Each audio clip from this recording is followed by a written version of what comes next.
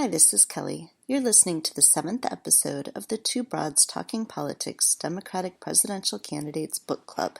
On today's episode, we're reviewing Amy Klobuchar's 2015 book, The Senator Next Door, a Memoir from the Heartland.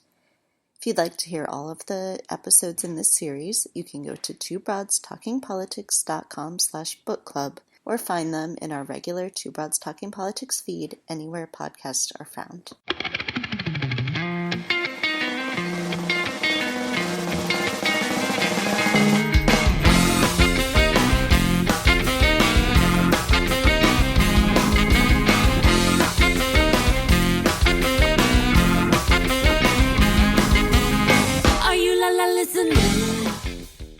Hey everybody, this is Kelly with Two Broads Talking Politics, and today is our 7th book club episode. I am joined by my co-host Sophy. Hey Sophy. Hey Kelly. And we're joined by freelance writer Kaz Weida. Hi Kaz. Hello. And so today we are talking about Amy Klobuchar's book called The Senator Next Door. So let's start with some overall impressions. Sophie, what'd you think of the book? It was okay. I feel like it embodied a lot of the way that I feel about Amy Klobuchar often, which is that I should like her because she, on paper, she has a lot in common with me. We both grew up, we're both from the Midwest. We're both kind of folksy. We're both, middle class white women who went to fancy schools. And we both have alcoholism in our family and have dealt with alcoholic family members. And so I feel like I should like her more than I do. But some of the cheesy, even the title of the book, The Senator Next Door, just kind of is just a little overly cheesy for me. It's a little heavy-handed on the Midwestern nice, and I feel like that kind of came across in the book to me. How about you, Kaz? What'd you think? It was so long. Yes. Why did it have to be so long? Why? And I had the really unfortunate experience of listening to this as an audiobook, and I don't love Amy's voice. I'm sure the Midwestern thing is charming, but Amy's voice just rubs me the wrong way. I don't know what it is about it. Maybe I was listening to it too fast because I did try to hurry things up and listen to it at 1.5 speed. And maybe at 1.5 speed, the Midwestern twang just comes off as kind of insufferable. But I listened at 2.5 speed. Oh my. It was such a long book. Yeah. And I felt like this was written a pretty long time ago. Yeah, it was 4 years ago. So there ago. are a lot of things in the book that just don't resonate today. And I struggled with those parts of it. Washington seems like a pretty different place than it was from what she was describing just what was this, 2014 or something? 2015? 15, yeah. I think so, yeah. And Washington seems like a wildly different place now. So it's very hard to connect with those portions of the book, too, even when she's talking about being a senator and reaching across the aisle and all these people she's done great bipartisan work with. And I was like, yeah, I'm not sure I'd be bragging about reaching across the aisle to Lindsey Graham and Orrin Hatch. Those guys can go screw themselves. I don't I don't know that that's our goal here, but I don't know. The book was long. It was hard to get through, and it did not improve my opinion of Amy. It didn't make me feel like she was more likable. Yeah, so I've met her in person. I've interviewed her in person, and so I like her. I find her very sort of likable and down home and familiar in a way, probably, the same Midwestern stuff Sophie was talking about. But the book it's way too long, for one thing. Way too long. I mean, the audiobook is 12 hours long, which is just ridiculous, which is why I listened at 2.5 speed. And you can't usually listen to books at 2.5 speed and understand them, but clearly she's a very slow talker because it was still perfectly understandable. I struggle with the book. I feel like it could have been a better book. Like, I feel like some of the fault is on the editors. Because there is just a lot in there that is just more detail than you need. At one point she's talking about after her parents got divorced and her mom had 3 men on her street who would help her with various projects around the house. And she names and describes each man. It's like, what did that have to do with anything? That's great. I'm glad for your mom, but I don't understand what this is telling me that I needed to know. And I felt like there was a lot of that. There was just a lot of I'm not going to give you just one example of something. I'm going to give you 12 examples of how it worked and name all the names in it. And so I think that was my biggest struggle with the book. I didn't dislike it, but it did feel really long and overly detailed. And I guess at the end of it, I just couldn't understand the point of the book. Not, I think in some of the books we've read, there's the point the author wants to make, and there's the point that you actually get out of it. Like Cory Booker wants you to think we're all united as one or something, but the point you actually get is he runs toward danger, and I'm not sure what either point is for this book. I'm not sure there was something I got out of it, but I'm also not exactly sure what she was trying to get us to get out of it. I feel like she was trying to I feel like she was just trying to build that image that she's been pushing really hard in the presidential campaign, which is I'm just like you. I keep coming back to that title of the senator next door. I'm the senator next door. I'm just like you. I'm like a Midwestern mom, and I'm very familiar. But I feel like in doing that, she sort of elevated a particular type of Midwesterner to quote unquote normal person. And I wasn't super comfortable with that.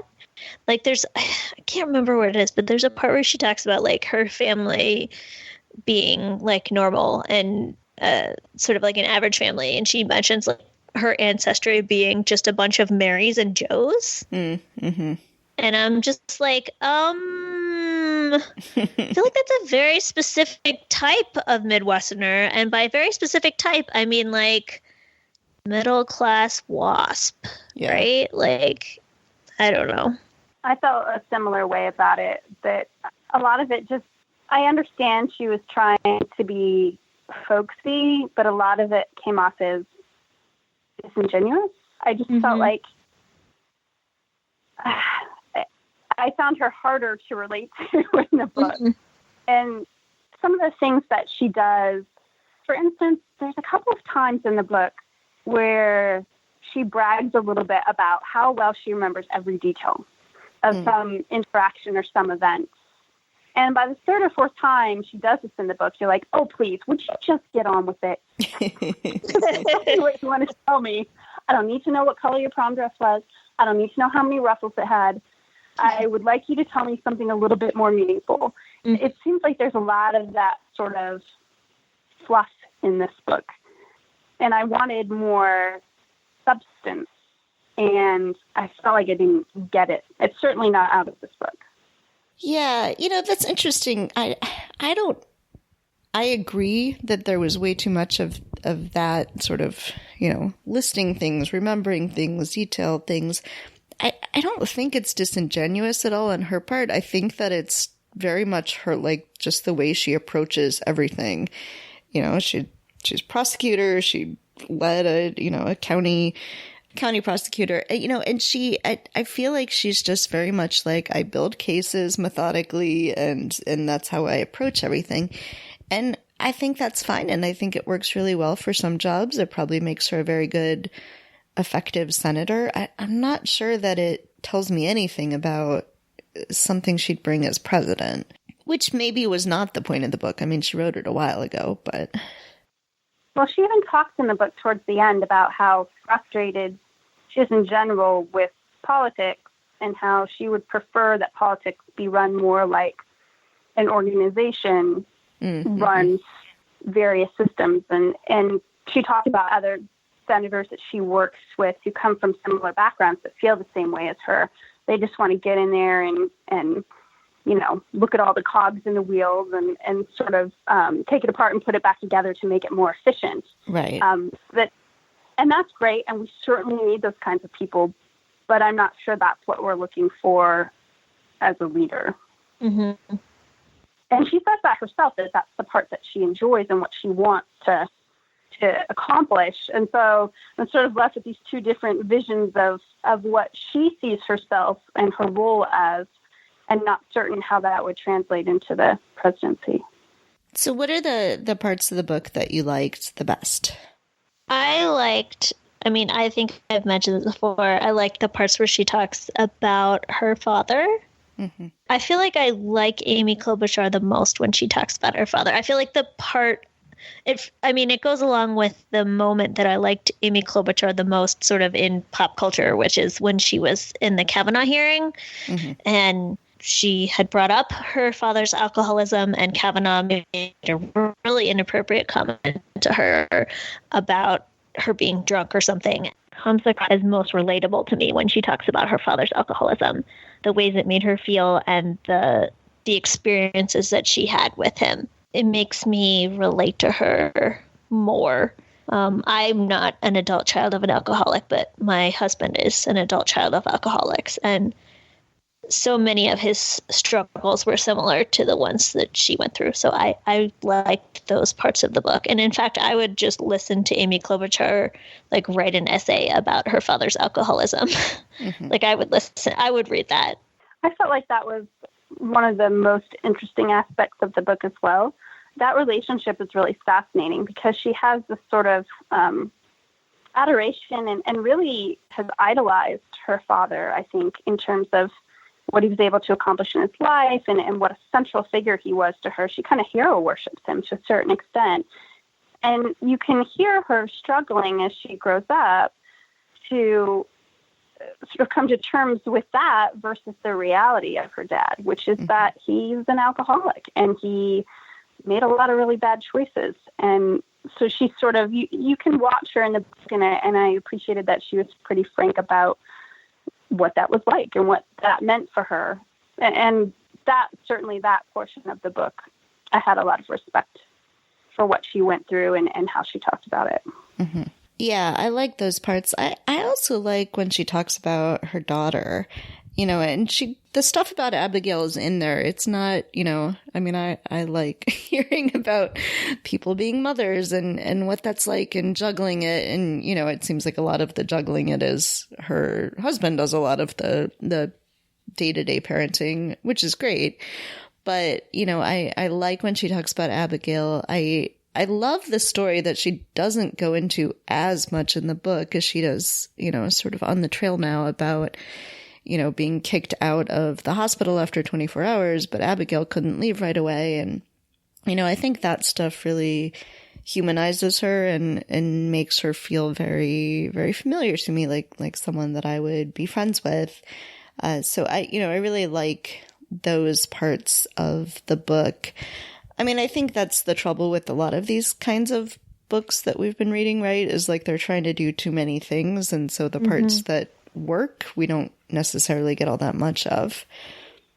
Yeah, I think you're right. They're trying to do too many things because she's trying to appear likable, but also very bipartisan and reaching across the aisle and moderate. She sort of does a little defensive, moderate, political beliefs and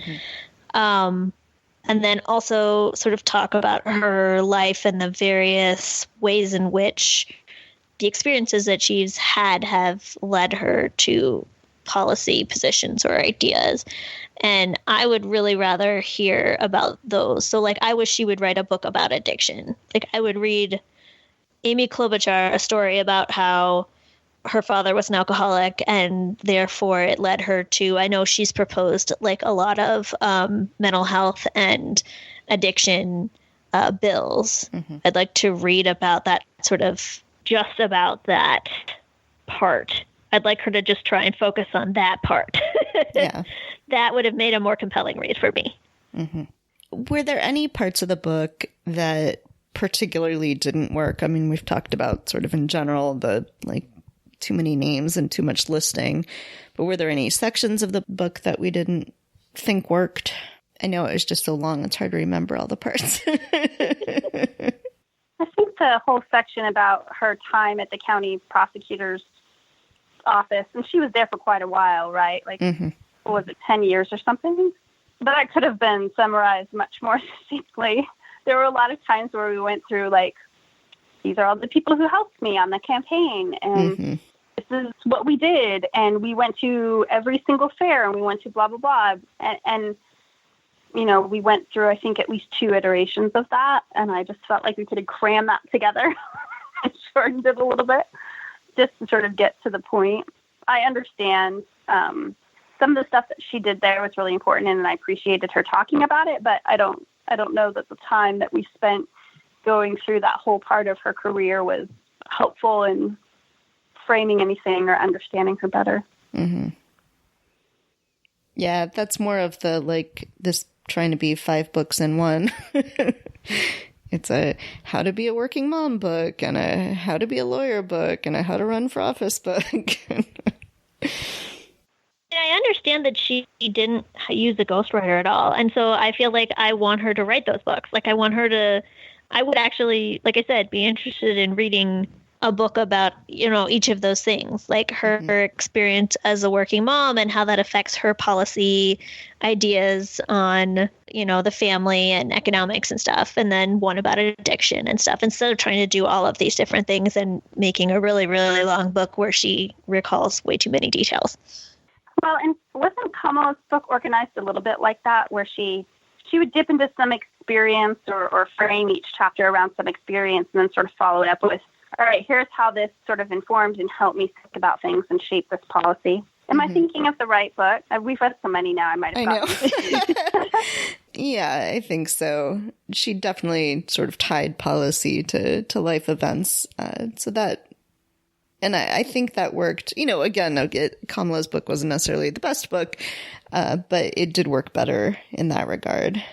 This is another one of the, like, sort of trying to go through life chronologically, and I think we've determined that doesn't work very well. A thing that I'm sort of thinking about as we're saying all this is that, you know, of the books we've read, most of them are the only book by the candidate. But Elizabeth Warren, whose book we all really liked, it was not her only book, you know, it was her 5th or 6th book. So, you know, that might make a little bit of a difference if you're trying to sort of fit everything about who you are and what you believe all in one book. That's going to be a little bit different. I'm wondering, do you think she had decided really to run for president when she wrote this book? Because this was 2015. Do you think she had an idea that she would run in 2020 when she wrote this book?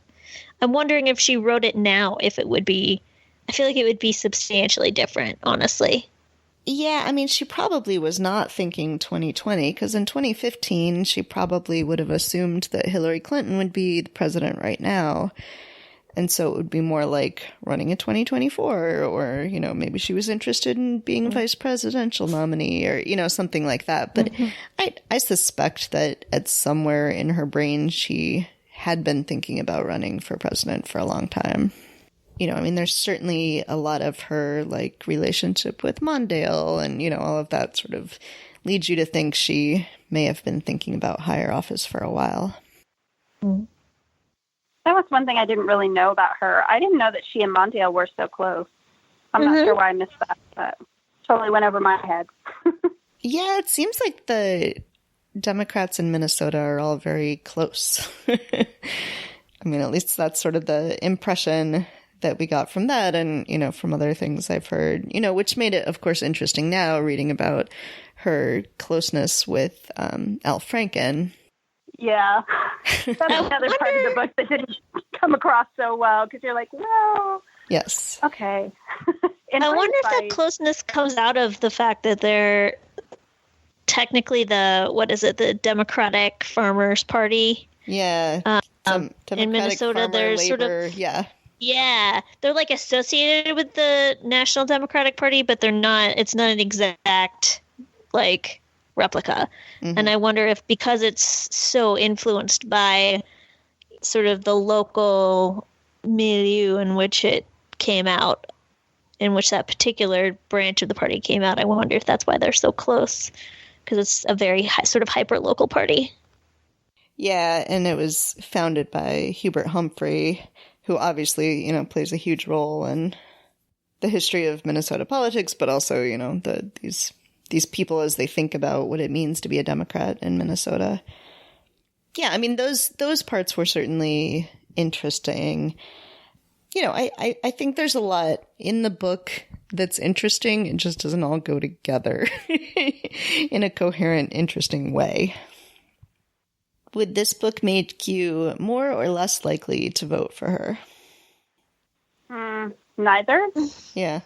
Yeah, I think it doesn't make me more likely, but it also doesn't make me less likely.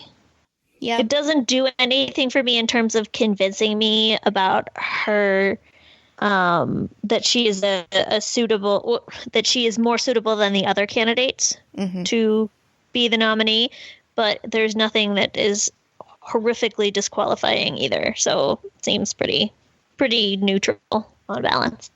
I will say that some of the bipartisan stuff made me really think, I don't think you're I'm not sure you're the leader of this, what this campaign needs to be about, because I'm not sure that that's a strategy that even works right now.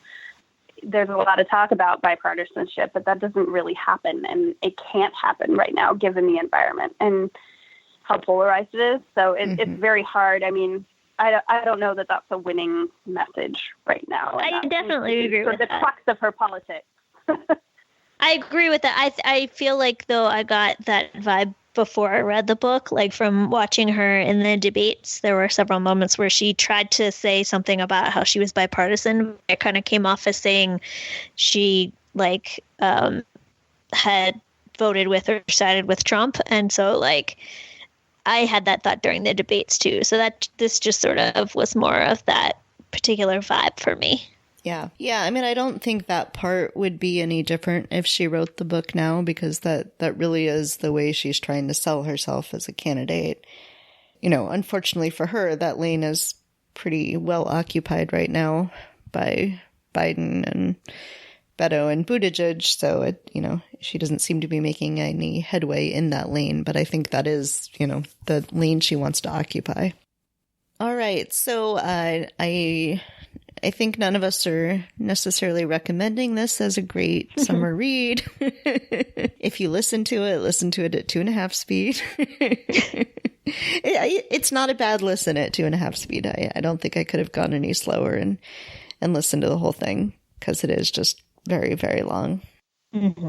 But if you read the beginning of it, you get a good sense of sort of Minnesota history and the early years of Amy. So, maybe just stop about halfway through, and it's that section of the book is pretty good. Or just read the second half and you get more of, who she is as a politician. But the whole thing together maybe doesn't quite hang together. All right. Well, Sophy, Kaz, thank you again for reading the books. I think, we're getting about to the end of people who are likely to be in the debates going forward. So we'll see how much further we go with the book club. But in 3 weeks, we are reading Joe Biden's Promise Me Dad. This will be another one that is A, more recent, and B, is not the first and only book by a candidate. So it could be a very interesting read. So I hope everyone will join us back for that. Thanks, guys. Thanks, Kelly and Sophie. Thanks for listening to Two Broads Talking Politics. Our theme song is called Are You Listening? Off of the album Elephant Shaped Trees by the band Immunuri, and we're using it with permission of the band. Our logo and other original artwork is by Matthew Weflin and was created for use by this podcast.